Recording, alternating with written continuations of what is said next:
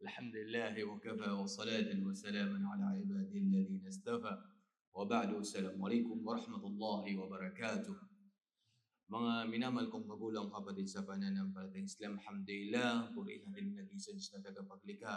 Alhamdulillah sapagkat pinili niya tayo sa dami-dami ng mga tao sa labas na tayo makasamba sa Kanya. Alhamdulillah, biyaya mula kay Allah na tayo ay Kanyang ginabayan sa pananampalatayang Islam.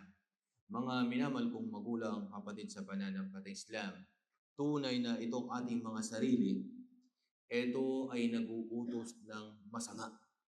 Sa isang ayon na binanggit ng dakilang tagapaglikha, inna nafsa la'ammaratun bisu illa man rahima rabbi. Katotohanan, itong sarili ay nag-uutos ika ng hindi maganda maliban sa kinaawan ni Allah, maliban sa ginabayan ni Allah subhanahu wa ta'ala. Ang sarili, mga kapatid, mga magulang sa pananampalatayang Islam, eto na kung saan mahilig ito, may pagnanasa ito. Subhanallah. Pag hindi mo napigil ang pagnanasa ng iyong sarili, tunay na ikay mapapahamak.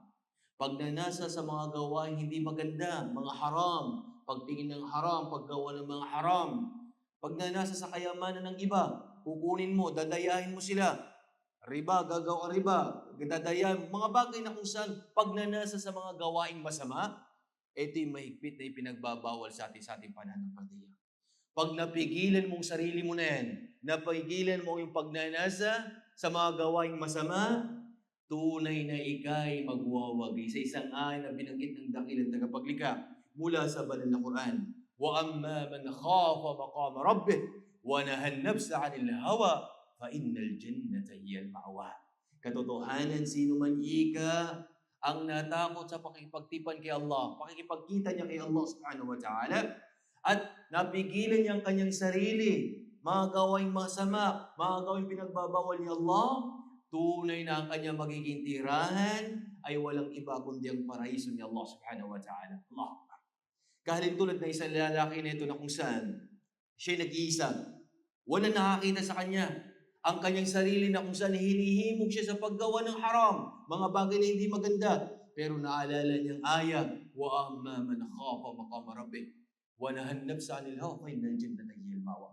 Maqam, makikipagharap siya kay Allah. Lahat tayo harap kay Allah subhanahu wa ta'ala. Naalala niyang bagay na yun at iniwan niya, subhanallah, sapagkat batid niya, alam niya na siya ay makikipagharap kay Allah subhanahu wa ta'ala. Mga magulang sa pananampalatayang Islam, bawat isa ay haharap sa ating dakilang tagapaglikha.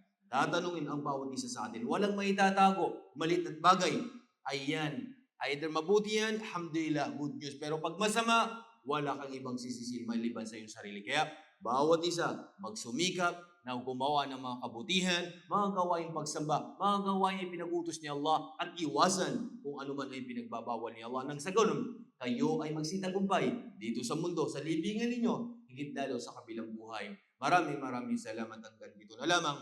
Wa akhiru da'wana anil hamdulillahi rabbil alamin. Assalamu alaikum warahmatullahi wabarakatuh.